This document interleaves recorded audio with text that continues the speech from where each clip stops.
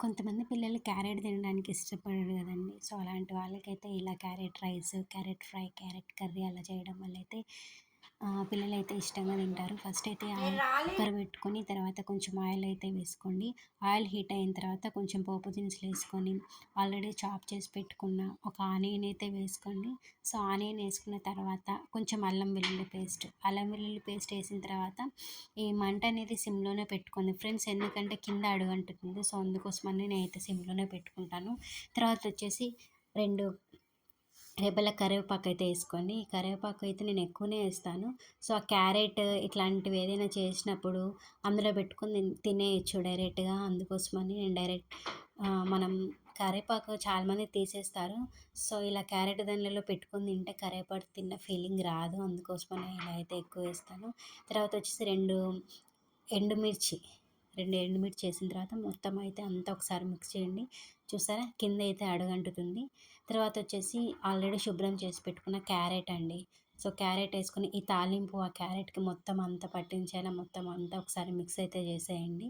So, carrot అనేది కళ్ళకి చాలా మంచిది ఫ్రెండ్స్. ఇంకోటి స్కిన్ చాలా గ్లోయింగ్ అవుతుంది. సో, క్యారెట్ అనేది బీట్రూట్ నేను ఆల్మోస్ట్ ఇదే విధంగా చేసేస్తాను. నెక్స్ట్ వన్ వచ్చేసి ఒక 2 టొమాటోల్ని కట్ చేసుకొని వేసుకోండి. తర్వాత వచ్చేసి కొంచెం సాల్ట్, అలాగే కొంచెం పసుపు. సో, పైన సాల్ట్ వేయడం వల్ల క్యారెట్ అనేది త్వరగా మగ్గుతుంది. సో, తర్వాత వచ్చేసి కొంచెం అయితే పసుపేసుకోండి. సో, పసుపేసుకున్న తర్వాత అంతా ఒకసారి అయితే మిక్స్ చేయండి ఫ్రెండ్స్. చూసారా? మొత్తం అంతా ఒకసారి మిక్స్ చేసిన తర్వాత ఒక 2 స్పూన్ల కారం పొడి అయితే వేసుకొని మేమైతే కారం పొడి ఇంట్లోనే పట్టించుకుంటాము. సో, తర్వాత వచ్చేసి అంతా ఒక్కసారి మిక్స్ చేసేయండి. మిక్స్ చేసిన తర్వాత దానికి సరిపడా కొంచెం వాటర్ అయితే వేయండి ఫ్రెండ్స్. వాటర్ వేయడం వల్ల ఏదైతే మగ్గుతుంది ఈ క్యారెట్ అనేది. సో, వాటర్ వేసిన తర్వాత ఇప్పుడు హై ఫ్లేమ్‌లో పెట్టుకొని ఒక 2 విజిల్స్ మూత పెట్టేసుకొని ఒక 2 విజిల్స్ వచ్చేదాకా అయితే ట్రై చేయండి.